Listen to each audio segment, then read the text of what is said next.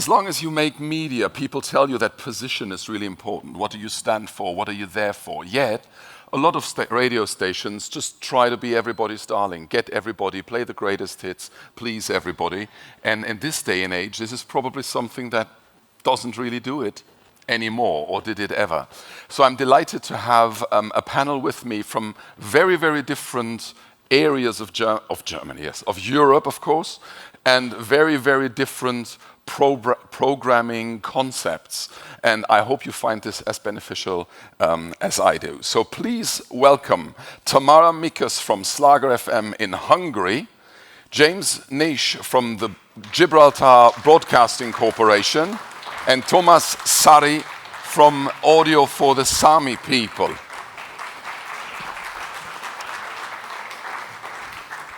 Thomas, you can probably tell us a bit about that, is wearing a traditional dress from the Sami people, very far up in the north of Scandinavia. Yeah. He told me -5 degrees you're having right now, and you consider this warm. It is, yes. Right? Yes. So normally it's -25, Thomas exactly. said. Yep. Yeah, wonderful. Do take a seat. Enjoy the heat while you have it. All right, so look, guys, without further ado, we have a lot of great projects here. The first to speak is, of course, Tamara. Ladies first. We're conservative when it comes to that. Very much looking forward to hearing from Schlager FM from Budapest in Hungary. Tamara.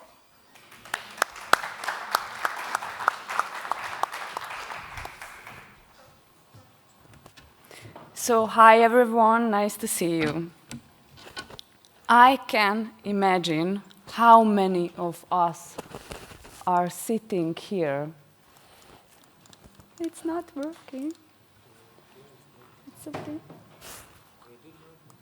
Okay, so I can imagine how many of us are sitting here, desire about bigger budget, better studio, and of course higher reach. Let me introduce you to a medium-sized radio station called Schlager FM in Hungary, in Budapest, in a fiercely competitive market, which carries a well-known brand. So let me put myself into this story. I'm Tamara from Hungary and Serbia, and I made a bold move 8 years ago. I transitioned from a powerful national radio station with all the resources you could imagine to this smaller station, but I believe in this station's potential. We are small but dedicated team of radio lovers, facing a giant national competitors and producing the highest level of local content in the country, which is a regulatory requirement, but also our pride. Now let's address the elephant in the room, the fight for relevance. Radio is under pressure. Streaming platforms, social media, digital content. They are all fighting for the same ears. This brings me to our struggles. With no digital expertise, with limited resources, the stakes couldn't be higher for us. To stay relevant, we knew we needed to change. But how? Our response is adaptation and authenticity. Imagine this. Taylor Swift concert causes an earthquake in Mexico. It's a huge global story. But how can it relate to our local culture? Instead of just reporting the news, we ask ourselves, how does this story connect with our community? Can we link it to our local culture, events, even personalities? Localization became our superpower. It's what set us apart from a giant, impersonal, globalized platforms. At the same time, we face the reality. Radio is no longer just a radio. We had to become a multi-platform medium, engaging our audience through apps, social media, digital content, podcasts. But here is the catch. We didn't have a digital team, and most of us had just a small experience in digital. We were just a radio lovers trying to navigate in a digital-first world. But what makes us stand out from our listeners' perspective to be truly unique? I believe it comes down to trust, community building, and creativity. Radio is the most trusted media worldwide. Our listeners believe in us because we provide them reliable news, relatable content, and a human voice in a highly digital age. And community building. Radio's power is ability to foster connection. From organizing local events to curating playlists that resonate with regional tastes, we are more than just broadcasters. We are community leaders. And of course, creativity. Whether it's experimenting with TikTok trends or blending a genre in our playlists, we are constantly innovating to keep our content fresh and engaging. The turning point came when we realized we have to change. We started a small partnering with local creators to learn how to create digital, exploring AI to streamline our workflows, and of course, investing in training our team. But most importantly, we embraced the idea that being small wasn't a limitation, but an opportunity to be quick and innovative. But what are the essentials of our radio success? Here are my top 3. Strong storytelling. Radio is about stories. Whether it's a breaking news or a strange local feature, we focus on narrative that resonate with our community. Work as a multi-platform. Radio is still the king, but your apps, social media, digital content, podcasts, newsletters are the queen, and your presenters can no longer hide. And the third one is tech integration, which leads me to my next point. We use technology to make our work easier. In today's fast-paced media environment, collaboration and technology became necessary. We started a partnering with Hungarian technology company to create our own digital assistant, which will help our news editors to draft stories, prioritize content, analyze trends, while they can focus on quality over quantity.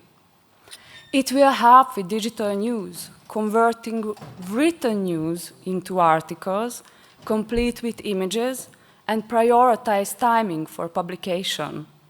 And of course, it will help our presenters with topic suggestion, making our live shows more dynamic and engaging. We've never had an opportunity to have assistants in our roles, but now all of us have it in our pockets. At the same time, we work with local businesses, influencers, and community leaders to make sure that we always understand what's important to our community. And finally, to my fellow broadcasters, our mission is clear. We have to be storytellers, community builders, and innovators. The tools are here. The opportunities are endless. All we need to do is seize them. We found a unique balance between tradition and innovation, keeping our local focus while stepping confidently into the digital world. And finally, we are proof that even in the face of giants, small stations with a big heart can succeed magnificently if they can adapt. Thank you. Thank you very much, Tamara. Thank you, Tamara. We will, if questions come up, please hold on to them. We'll go through the presentations first, and if we have a few minutes spare, which I hope we will, we're happy to go through your questions. So whenever something comes up, just hold on to it for the minute. You know what I liked about this, Tamara? You didn't mention music, really. You weren't really about the music mix and which hit to play when and so on and so forth, because it's the stories we tell. Music is the same everywhere, right? Right. So from Hungary, from Budapest, let's go to somewhere completely different, to the very southwestern part of Europe, from the Gibraltar Broadcasting Corporation. Please welcome James Nish.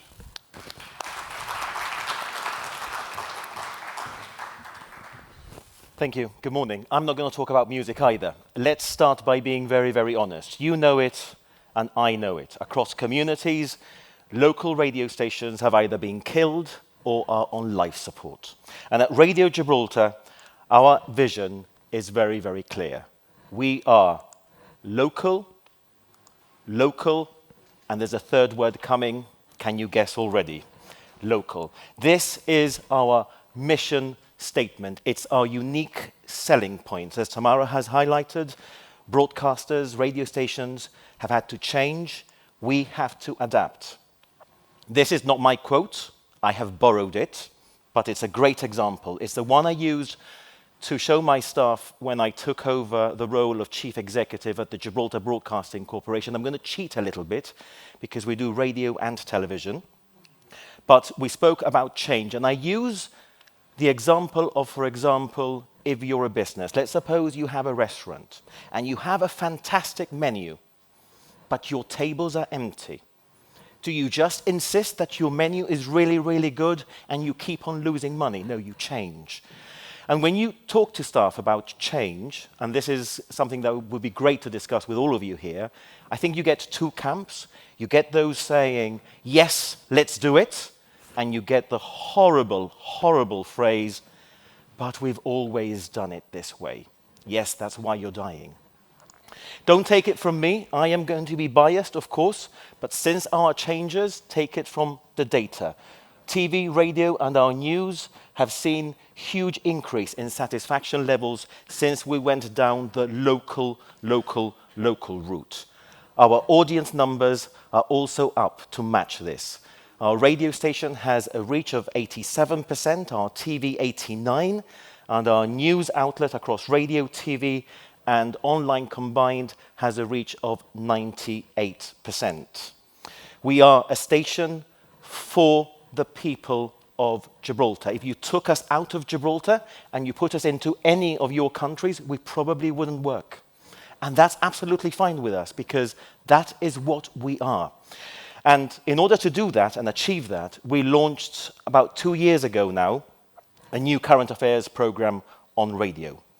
Shock Horror, we are going to also put it on television. Shock Horror number 2, we're also going to invest in live view capability so that our reporters can hit into the program live on radio and television, and we're also going to make it a podcast. It's not going to work, I was told. This is the promo that we launched only last week.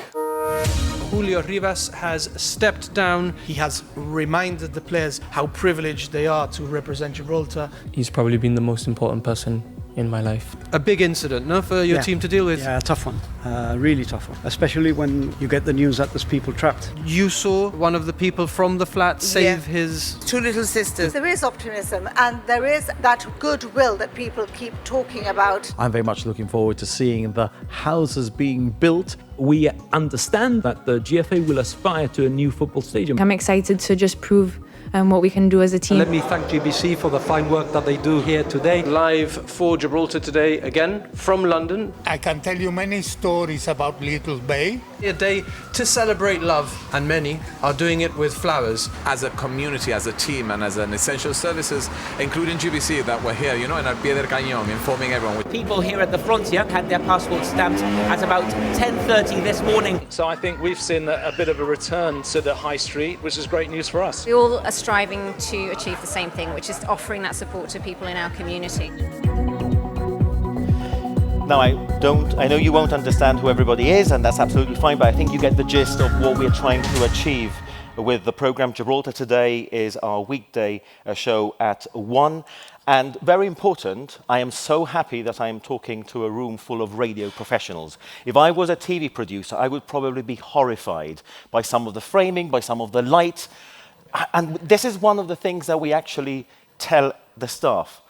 It doesn't matter. It's important to be there. This is the example of what you saw in the clip there, block fire, where the entire block was evacuated in the early hours of the morning. There were heroes who rescued girls that were trapped inside some of the rooms. And that morning when we got in, we said, okay, we need to broadcast live from here. We need to be there with the people. And something really interesting happened. The people recognized where we were and came and spoke to us. And a woman came to the team and said, thank you for being here. Thank you for caring.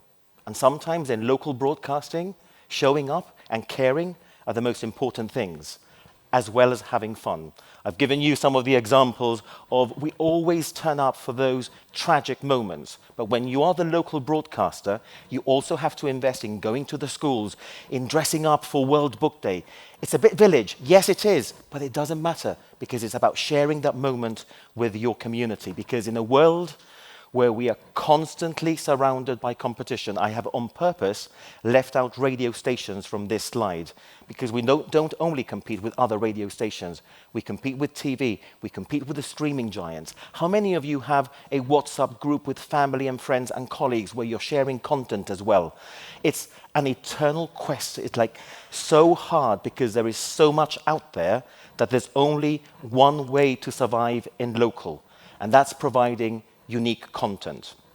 I'm not going to go into the details of what the McGrail inquiry is, but we fought as a broadcaster. This is a public inquiry in Gibraltar that's investigating the sudden retirement of a most senior police officer and whether there was political interference. Huge local story for us.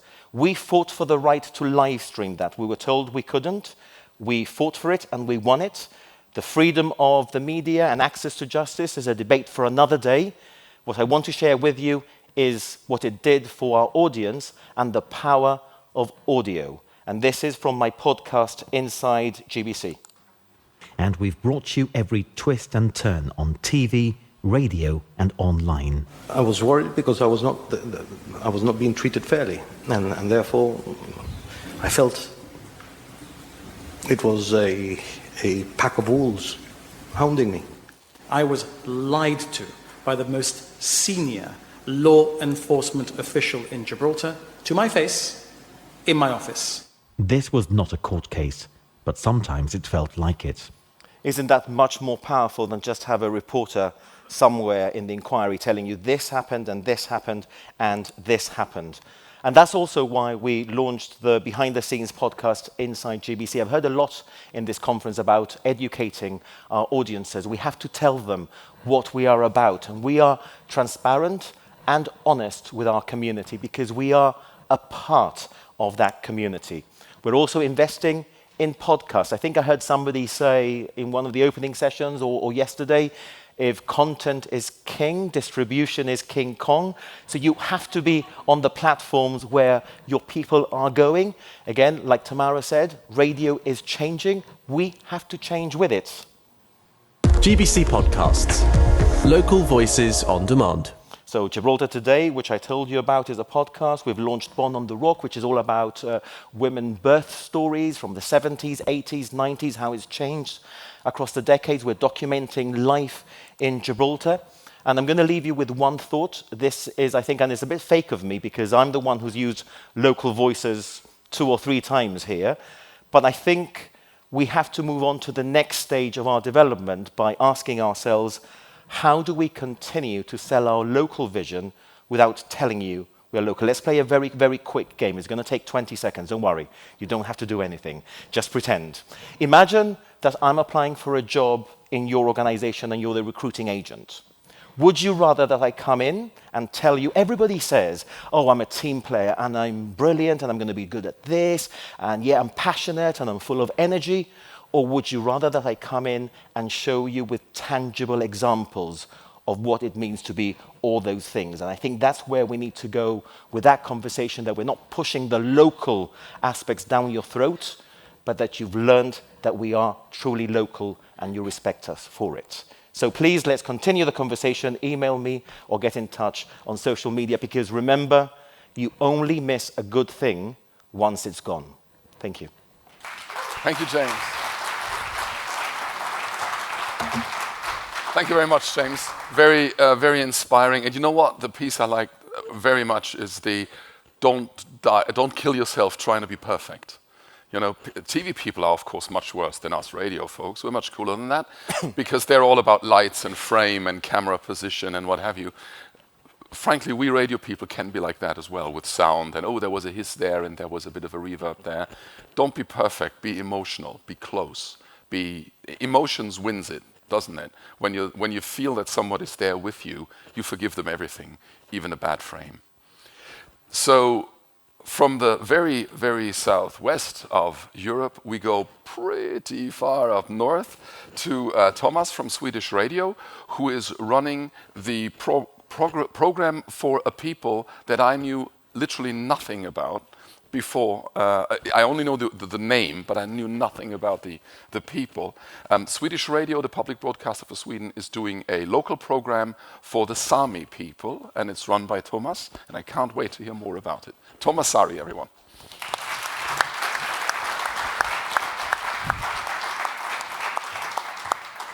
Yeah, okay. I forgot my glasses.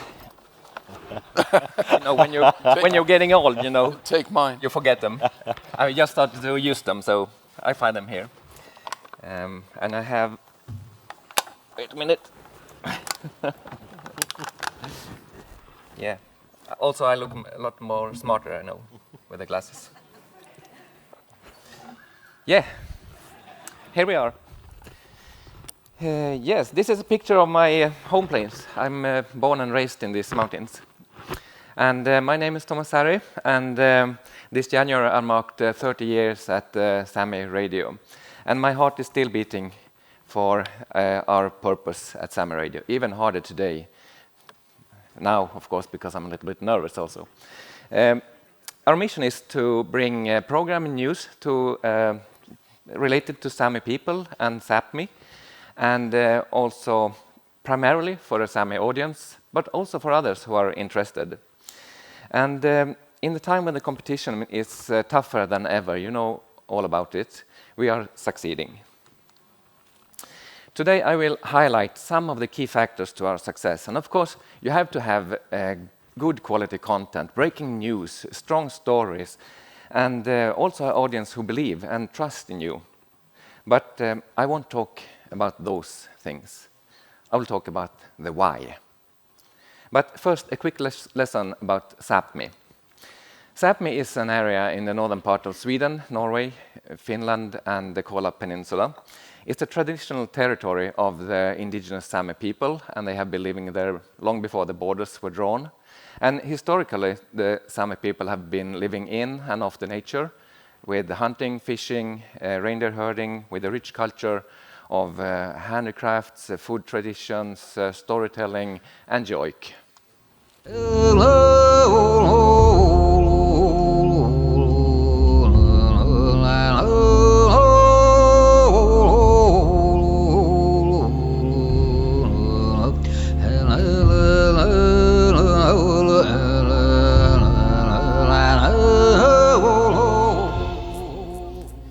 Yeah, this is the traditional singing form of the Sami people. It's called joik.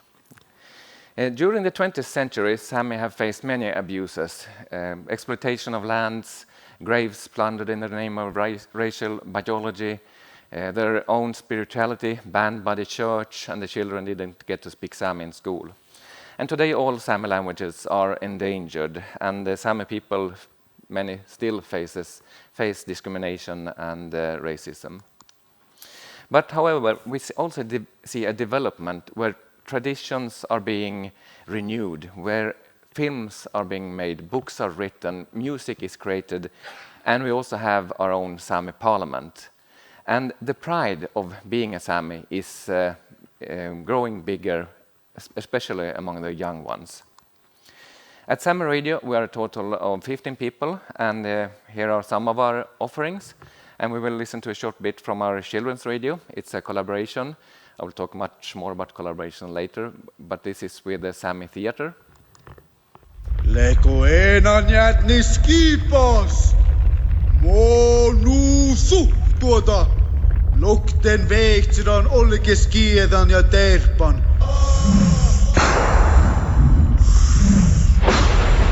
Ale joo! I enanjat ni tervastuva denja. Iko?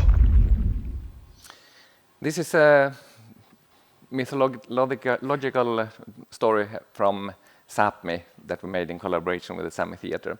And some of our challenges is that we have a dual mission. We have to produce a content for a Sami audience that has a great knowledge, and also at the same time for other people that don't know so much about the Sápmi and the Sami people. And that is also extremely important because the lack of understanding and knowledge is what leads to prejudices and in end racism. We also produce content in multiple languages, so it means a lot of translation. I'll show more later also. And on top of this, it's very hard to find staff that have the Sami languages and also are educated journalists. Despite these challenges and the ever-increasing competition for the listeners' attention, we succeed. And what are the keys then to this success? Knowledge. We must know our audience because, frankly, no one other care because this is a quite small group. And the group feel, of course, when no one cares. So we must know them. That's why we do, for example, Sami Radio Live. We collaborate with Sami associations. They invite the members to this evening. We bring an artist on the stage, get some music, talk to him. And at the same time, we ask the public, the audience, what do they need from us? What are their needs? And what are they missing in our offering? Because we don't get this answer by statistics. We don't know if there are Sami people listening or if there is some other. So we have to do this work by ourselves to get to know the audience. We must also have deep knowledge about Sápmi. We must understand the culture, the history, the tradition, structures, and so on, the languages.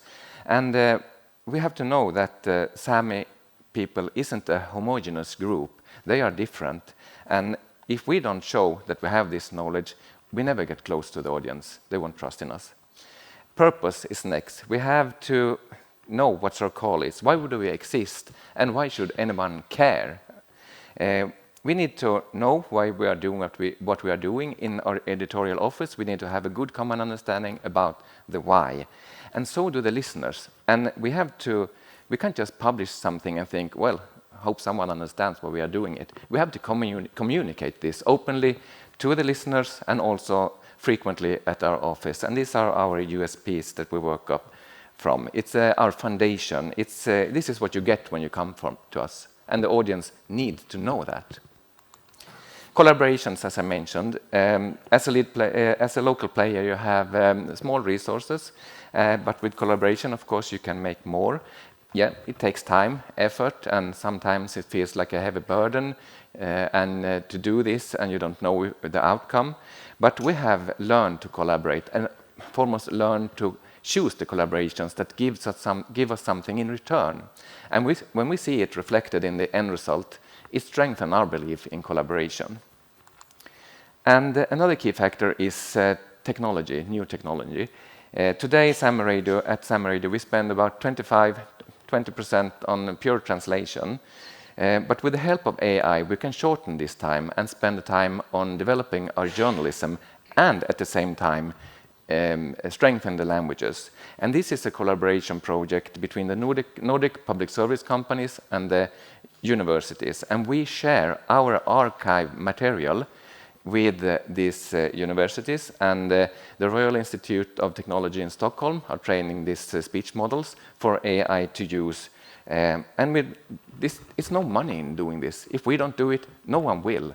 And when it's done, it's free for everyone to use. For example, people who want to reclaim their mother's tongue can use it and do it with the AI. And of course, that's the essence of public service.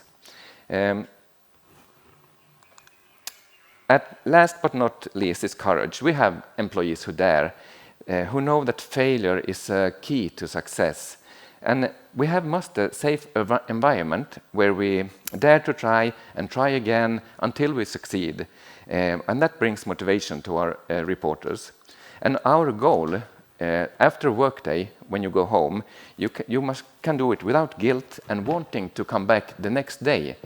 Because you want to be a part of making a difference. You want to be a part of our why, our purpose. So in summary, it's not the end product itself that is most important, but everything else around. When you have this foundation with the knowledge, purpose, collaboration, courage, and based on a safe environment, you get employees who go home from work with their heads held high, both when they have made a great investigative journalism exposure and when they have failed, because then they know they had the courage to try. And these are the people who have it. Thank you. Thank you very much, Thomas.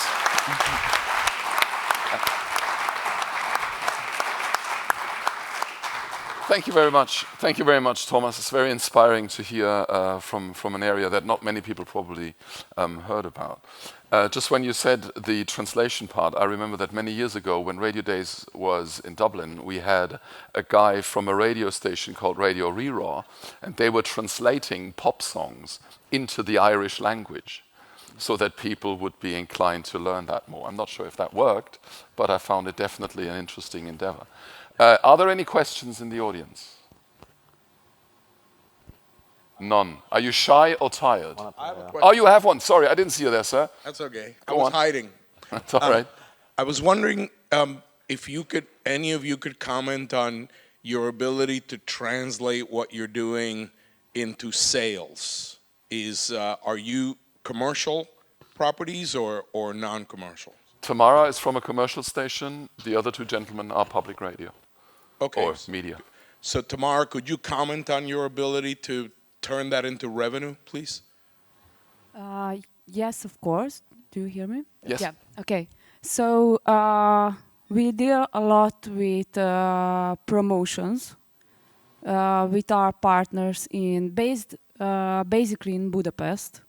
We work a lot on that. We have our sales team, 5 salesmen in our radio station, and they are working always on our support systems. We usually try to find sponsors for our shows.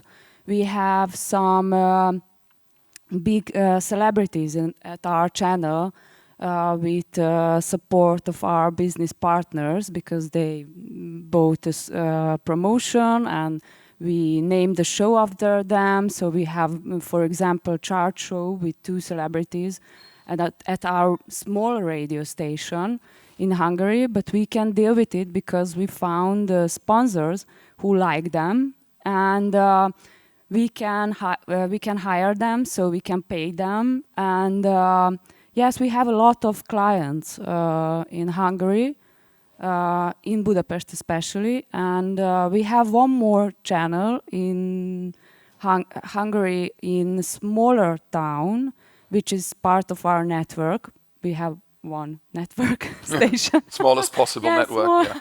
It's a small network, but we try always to find local businesses.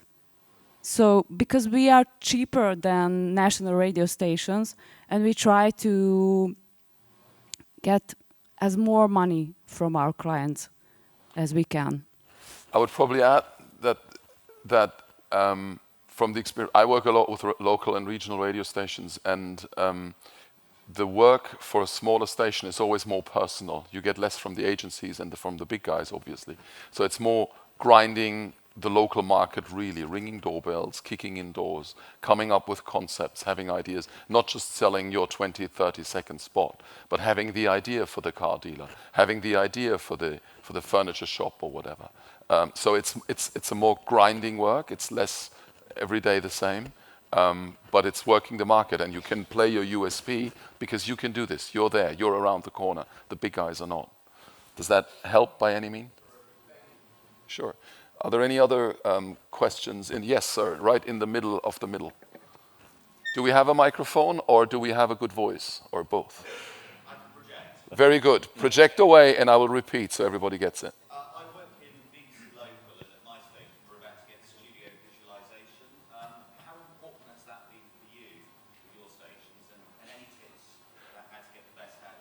You mean visualization as in video?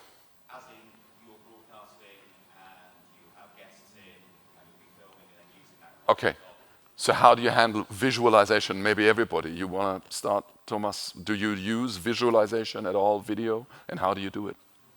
We don't do it now of our broadcastings. We have just sound. Okay. Visualization a little bit in the social media with marketing and so on, but not in the broadcastings. Mm-hmm. How do you do it? I think I would just say that you are never, and you will know this from the BBC as well, you're never going to be ready. You're never going to be as ready as you want. I think sometimes you just have to go with it. If you think that that's the journey that you're taking, you just have to, I think you mentioned courage, I said brave. You just have to go with it. I think you have to think of, it's not television. And what I would warn against is, for example, what I use there of going to the people and people trusting you to tell the story. If you turn up with 3 cameras, 4 lights, or whatever, it almost breaks a bit of the mood, and people will not feel that is that intimacy of the radio to tell their stories. Then it's called television.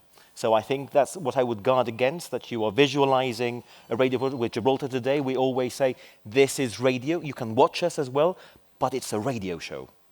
Yeah.